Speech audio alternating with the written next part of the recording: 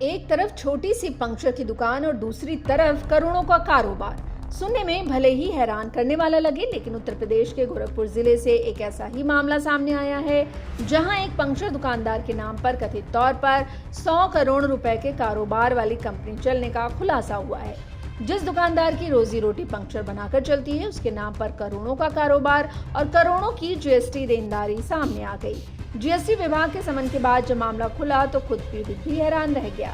अब पुलिस और कर विभाग पूरे मामले की जांच में जुटे हैं। आखिर कैसे एक साधारण दुकानदार के नाम पर इतनी बड़ी कंपनी खड़ी कर दी गई और कैसे सामने आया पूरा फर्जीवाड़ा, समझते हैं पूरी कहानी। मामला गोरखपुर में एम्स थाना क्षेत्र के रामपुर बुजुर्ग में रहने वाले एक पंक्चर बनाने वाले दुकानदार राज प्रजापति के साथ हुए 100 करोड़ के जीएसटी घोटाले का है। जानकारी के मुताबिक साल 2024 में पीड़ित राज प्रजापति को अपनी बहन की शादी के लिए पैसों की सख्त जरूरत थी, जिसके बाद गांव के एक जालसाज व्यक्ति ने उसे मदद का भरोसा दिया और लोन दिलाने के नाम पर उसका आधार कार्ड और पैन कार्ड ले लिया।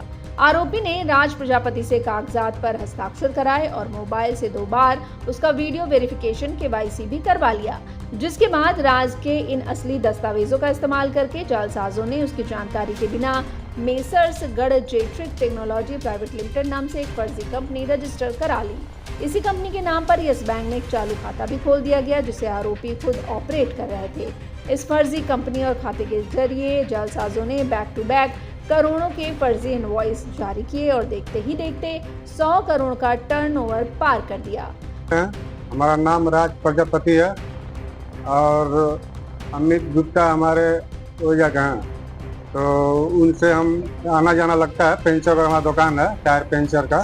तो वो आए तो हम पैसा हमको जरूरत था, उनसे बोले तो कहा कि ठीक है हम दिवा देंगे, शुरू देते हैं पैसा।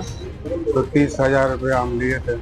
हम तो टायर का पेंचर बनाते हैं, टायर का 200-300 400 रुपया कमाते हैं, खाली मजदूर आदमी, बस वही से हमारा गुजारा चलता है। वो तो हम देखे जब वहाँ से बनारस से टीम आई हमारे घर पर, तो बता रही है कि तुम्हारे तो 100 करोड़ के मतलब कंपनी चलती है हमारे नाम से। हमको इंसाफ चाहिए साहब, हमारा घर द्वार सब देख लिया उनके। आखिर इस करोड़ों के फर्जीवाड़े का पर्दाफाश हुआ कैसे, आइए उस पर भी एक नजर डाल लेते हैं। दरअसल जब केंद्रीय वस्तु एवं सेवा कर विभाग को इस भारी भरकम टर्नओवर पर टैक्स हेराफेरी का शक हुआ, तो उन्होंने कंपनी के मालिक कागजों पर राज प्रजापति के नाम पर समन जारी कर दिया। टाकिया जब 100 करोड़ का सरकारी नोटिस लेकर पंक्चर की दुकान चलाने वाले राज के पास पहुंचा तो वह दंग रह गया। वहीं जब जीएसटी के अधिकारी जमीनी जांच करने रामपुर बुजुर्ग पहुंचे तो वहां कंपनी की जगह एक छोटी सी पंक्चर की दुकान देखकर उनके भी पैर तले जमीन खिसक गई, जिसके बाद राज प्रजापति ने तुरंत गोरखपुर पुलिस थाने में तहरीर देकर अपने साथ हुई धोखाधड़ी की शिकायत दर्ज कराई।